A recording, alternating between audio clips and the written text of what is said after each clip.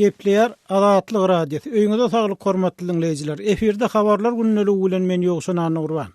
Olar diýer görkezin kampaniýasy Türkmenistanyň zorlukly ýitirim edilmeleriň pidalary barada täze maglumatlar aýan etdi we ýurtdaky adam hukuklary ýagdaýynyň barha ýaramallaşýanyny, zorlukly ýitirim edilmeleriň täze tolkunynyň başlananyny habar berdi.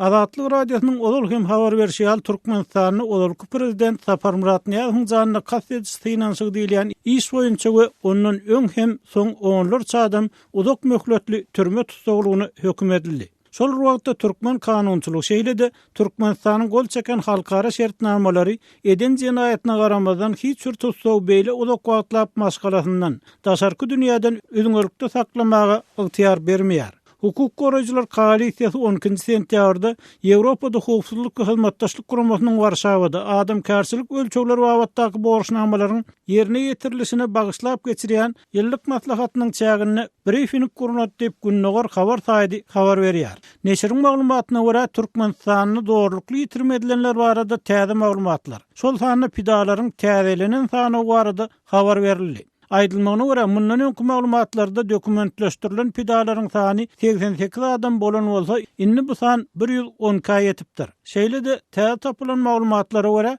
daşarky dünýäden doly özüňörlikde saklanylýan tutsaglaryň şu geçen nöwrde adından 23 sanynyň türmede ýogalanyny gaýdylýar. Şeýlelikde olar diýer görkezin kampaniýasynyň alyp barýan hasardylyşynyň çägine şu wagtda çenli giň jemgyýetçilige ma'lum bolmadyk adamlaryň atlary anyklanyny diýip habardaýdylýar. Ýagdaý agyrlaşýar, adamlar ölýärler we barha kän adam ýitirim bolýar. Köp adam gadaply tutsaglyk şertlerine tap getirip bilmeýär diýip Russiýanyň Demokratik Ösüş we Adam Hukuklary Merkeziniň prezidenti Yuri Zhivladze briefingden çykyşyny aýtdy.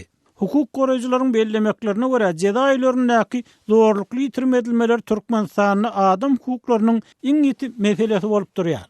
Jezanyň bu görnüşi 2001-nji ýyldan haçan olark hökümet agdalary we güýç guruluşlarynyň işgärleri, häkimetleriň pikirçe Türkmenistanyň awtoritar rejime howp salýan adamlar azatlykdan mahrum edilip başlananyny giňden ulanmagy başlandy diýip habardaýdylýar. Häkimetler şuň kuneçenli türmelerde syýasy sebäpden ýyl kesilen adamlaryň bardygyny inkar edýänler bolsa, hutçu tutsaglaryň daşarky dünýäden doly özüňörlikde saklanmak, olar barada garyndaşlaryna hem halkara uramalarynyň wekillerine hem maglumat berilmeligi bu adamlara bildirilen günälerin syýasy ähengilligine suwutnama bolup durýar diýip hukuk goraýjylar aýdýar. Şeýlede hukuk goraýjylar 2016-njy ýylda adamlar suç soragsy tutsak etmegiň täze tolkunynyň başlananyny, şol sany din aýplamalary esasynda tutulýan adamlaryň hem köpelenligini belleýärler. Döwlet tarapyndan hasaba alınmadyk dini uramalaryň ýanylmagy, Türk ruhany Fethullah Gülen bilen il teşkillikde guman edilýänleriň şeýlede radikal islamyň